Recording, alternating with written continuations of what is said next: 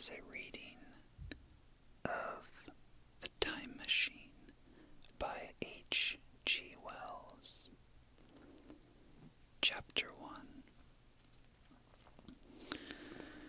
The time traveler, for so it will be convenient to speak of him, was expounding a recondite matter to us. His gray eyes shone and twinkled, and his usually pale face was flushed and animated. The fire burned brightly, and the soft radiance of the incandescent lights in the lilies of silver caught the bubbles that flashed and passed in our glasses. Our chairs, being his patents, embraced and caressed us, rather than submitted to be sat upon. And there was that luxurious after-dinner atmosphere, when thought roams gracefully free of the trammels of precision. And he put it to us in this way, marking the points with a lean forefinger, as we sat and lazily admired his earnestness over this new paradox, as we thought it, and his fecundity. You must follow me carefully. I shall have to controvert one or two ideas that are almost universally accepted. The geometry, for instance, they taught you at school is founded on a misconception. Is not that rather a large thing to expect us to begin upon? Said Philby, an argumentative person with red hair. I do not mean to ask you to accept anything without reasonable ground for it. You will soon admit as much as I need from you. You know, of course, that a mathematical line, a line of thickness, nil, has no real existence. They taught you that. Neither has a mathematical plane. These things are mere abstractions. That is all right, said the psychologist.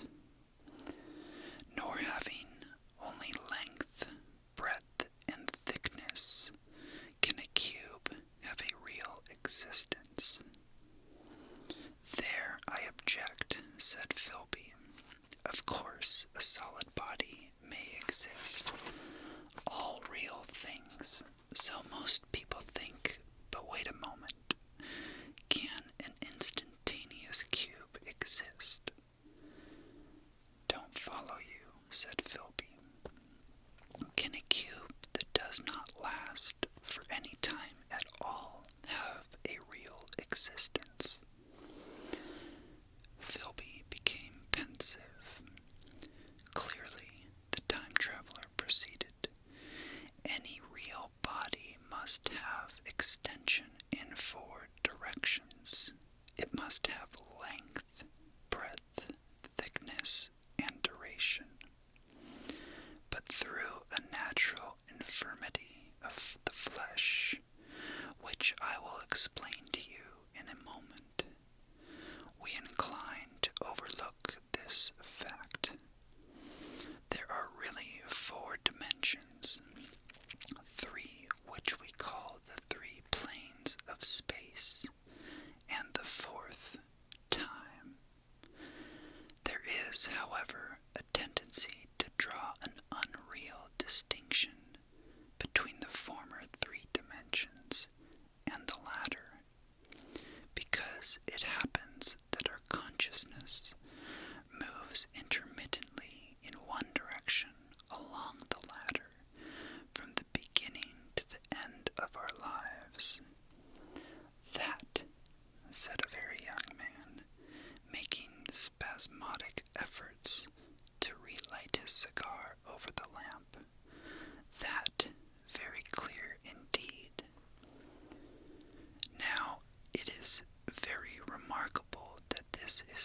extensively overlooked, continued the time traveler, with a slight accession of cheerfulness.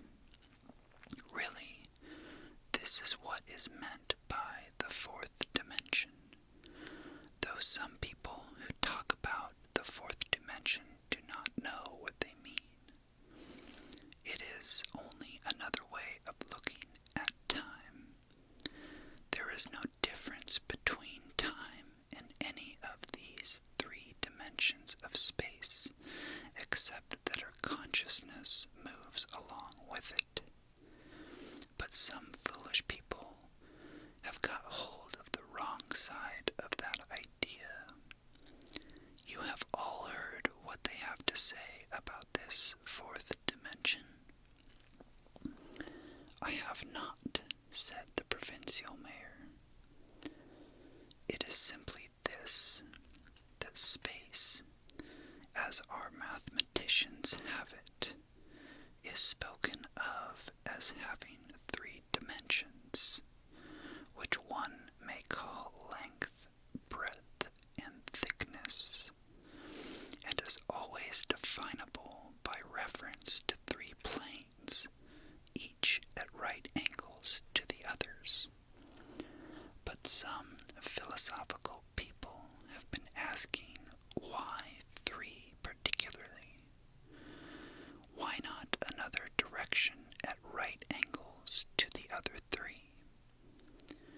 And have even tried to construct a four-dimension geometry.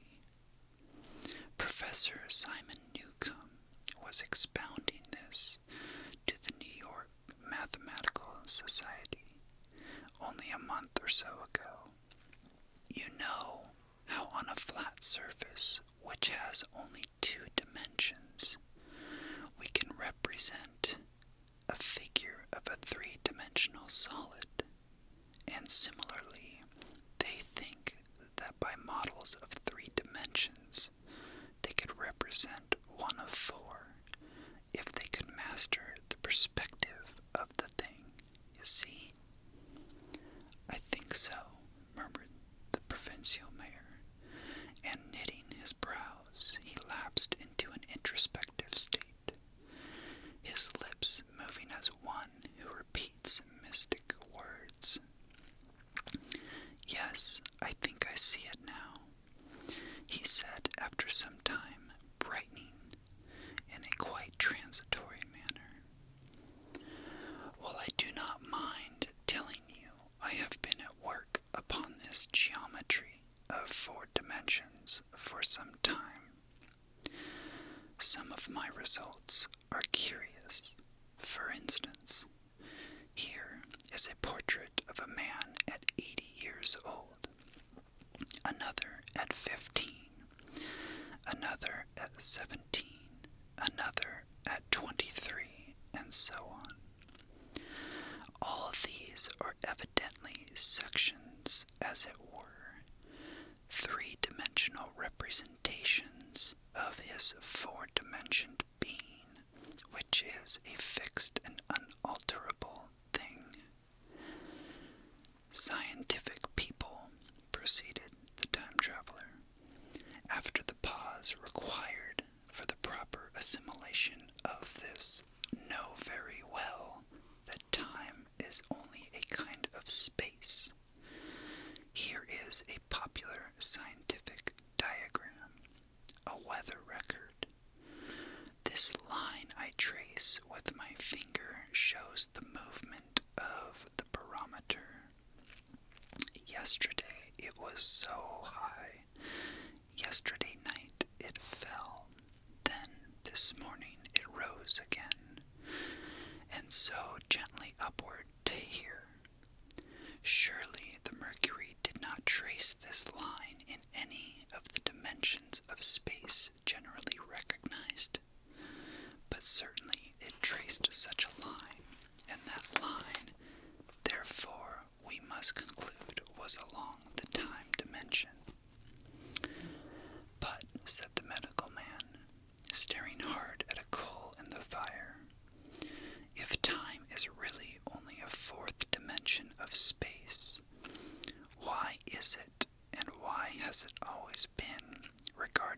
as something different?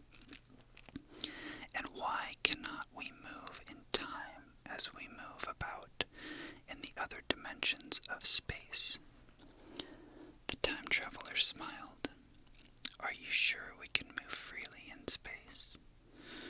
Right and left we can go, backward and forward freely enough, and men always have done so. I admit we move freely in 2 dimensions, but how about up and down? Gravitation limits us there. Not exactly, said the medical man. There are balloons. But before the balloons, save for spasmodic jumping and the inequalities of the surface, man has no freedom of vertical movement. Still, they can move a little up and down, said the medical man. Easier, far easier down than up. And you cannot move at all in time. You cannot get away from the present moment. My dear sir, that is just where you are wrong. That is just where the whole world has gone wrong. We are always getting away from the present moment. Our mental existences, which are immaterial and have no dimension, are passing along the time dimension with a uniform velocity from the cradle to the grave, just as we should travel down if we began our existence 50 miles above the Earth's surface. But the great difficulty is this, interrupted the psychologist. You can move about in all directions of space, but you cannot move about in time. That is the germ of my great discovery. But you are wrong to say that we cannot move about in time. For instance, if I am recalling an incident very vividly, I go back to the instance of its occurrence. I become absent-minded, as you say. I jump back for a moment. Of course, we have no means of staying back for any length of time, any more than a savage or an animal has of staying 6 feet above the ground.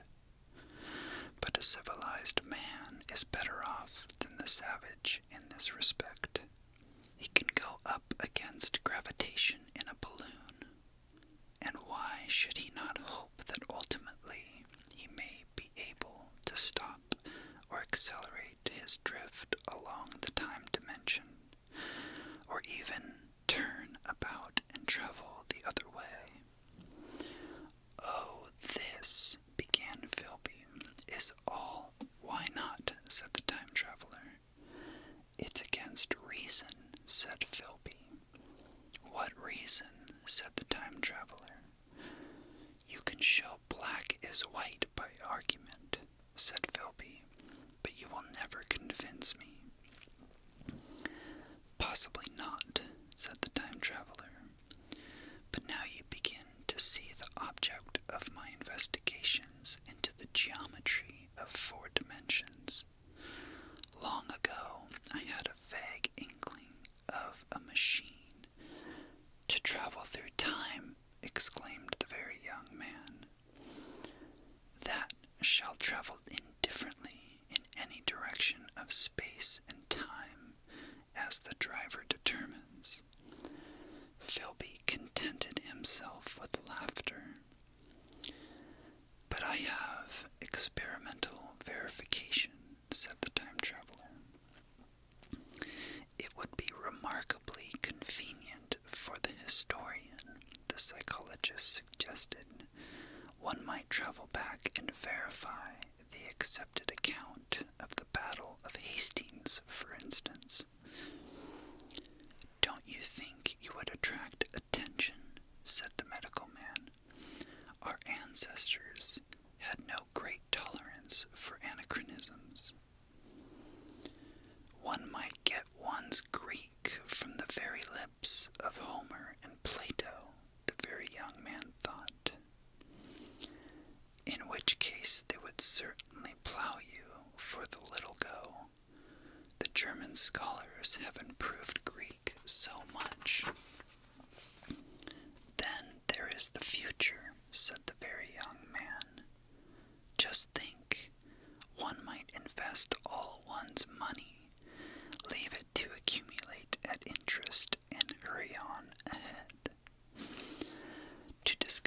a society, said I, erected on a strictly communistic basis. Of all the wild, extravagant theories, began the psychologist. Yes, so it seemed to me, and so I never talked of it until experimental verification, cried I. You are going to verify that?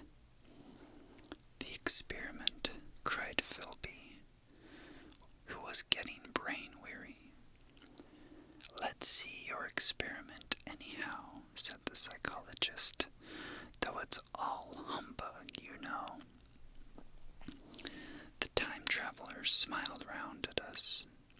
Then, smiling faintly, and with his hands deep in his trousers pockets, he walked slowly out of the room, and we heard his slippers shuffling down the long passage to his laboratory.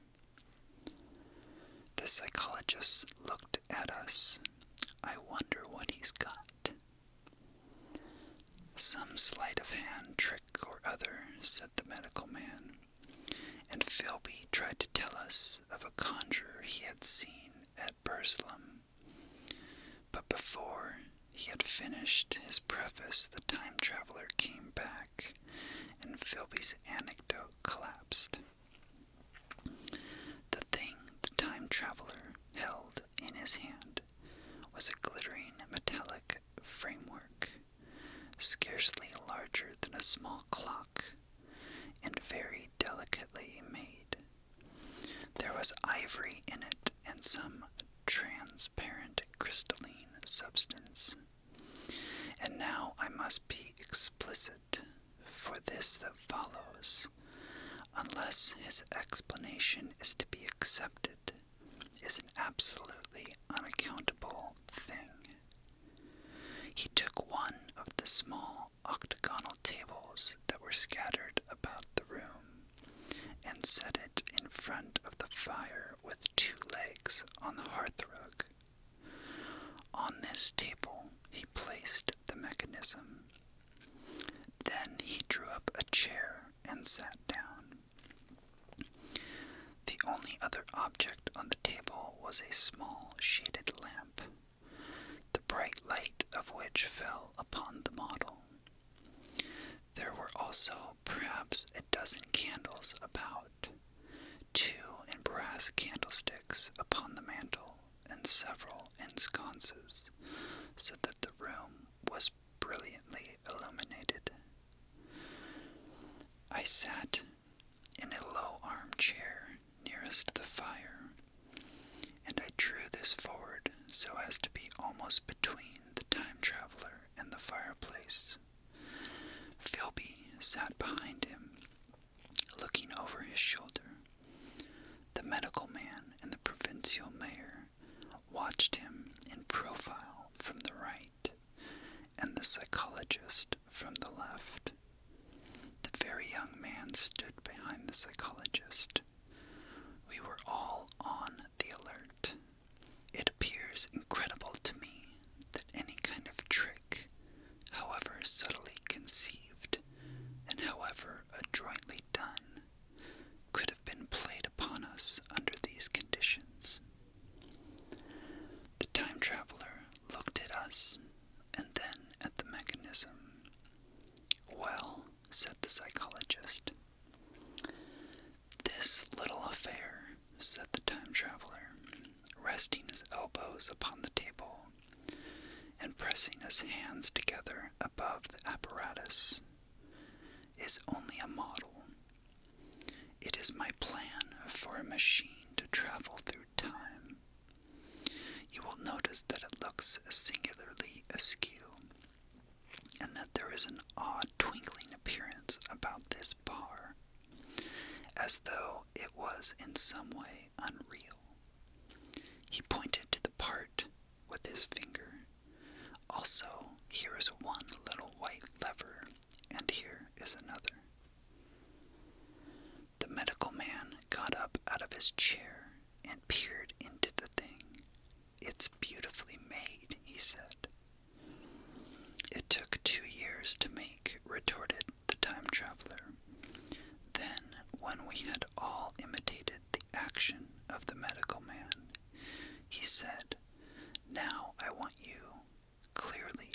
understand that this lever being pressed over sends the machine gliding into the future, and this other reverses the motion.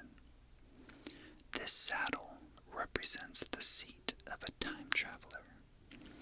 Presently, I'm going to press the lever and off the machine will go. It will vanish, pass into future time, and disappear. Have a good look at the thing. Look at the table too, and satisfy yourselves there is no trickery. I don't want to waste this model and then be told I'm a quack. There was a minute's pause, perhaps. The psychologist seemed about to speak to me, but changed his mind.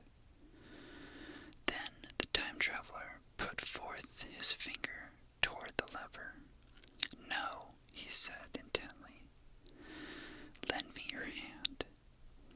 And turning to the psychologist, he took that individual's hand in his own and told him to put out his forefinger, so that it was the psychologist himself who sent forth the model time machine on its interminable voyage. We all saw the lever turn. I am absolutely certain there was no trickery. There was a breath of wind, and the lamp flame jumped. One of the candles on the mantel was blown out, and the little machine suddenly swung around, became indistinct, was seen as a ghost for a second perhaps, as an eddy of faintly glittering brass and ivory, and it was gone, vanished. Save for the lamp, the table was bare.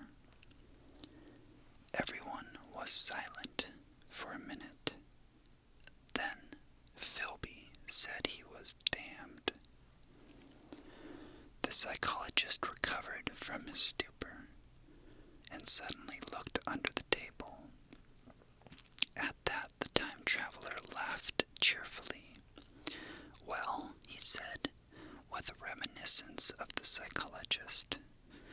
Then, getting up, he went to the tobacco jar on the mantel, and with his back to us began to fill his pipe. We stared at each other. Look here, said the medical man. Are you in earnest about this? Do you seriously believe that the machine has traveled into time? Certainly, said the time traveler, stooping to light a spill at the fire. Then he turned, lighting his pipe to look at the psychologist's face. The psychologist, to show that he was not unhinged, helped himself to a cigar and tried to light it uncut. What is more, I have a big machine nearly finished in there. He indicated the laboratory. And when that is put together, I mean to have a journey on my own account. You mean to say that the machine has traveled into the future, said Philby. Into the future or the past, I don't know for certain, no which. After an interval, the psychologist had an inspiration. It must have gone into the past, if it has gone anywhere, he said.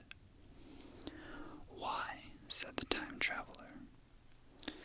Because I presume that it has not moved in space, and if it traveled into the future, it would still be here all this time, since it must have traveled through this time. But, I said, if it traveled into the past, it would have been visible when we came first into the room, and last Thursday when we were here, and the Thursday before that, and so forth. Serious objections, remarked the provincial mayor, with an air of impartiality, turning towards the time traveler.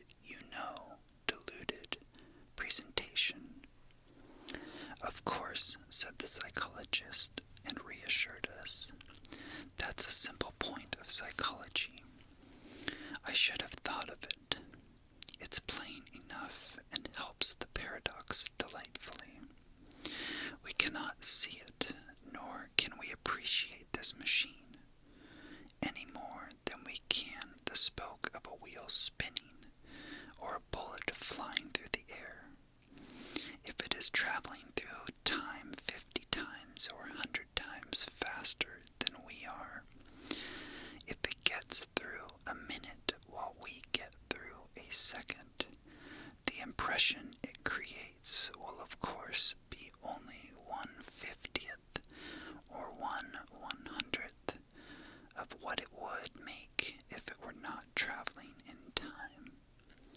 That's plain enough. He passed his hand through the space in which the machine had been. You see, he said, laughing. We sat and stared at the vacant table for a minute or so. Then the time traveler asked us all what we thought of it. It sounds plausible enough tonight, said the medical man. But wait until tomorrow. Wait for the common sense of the morning.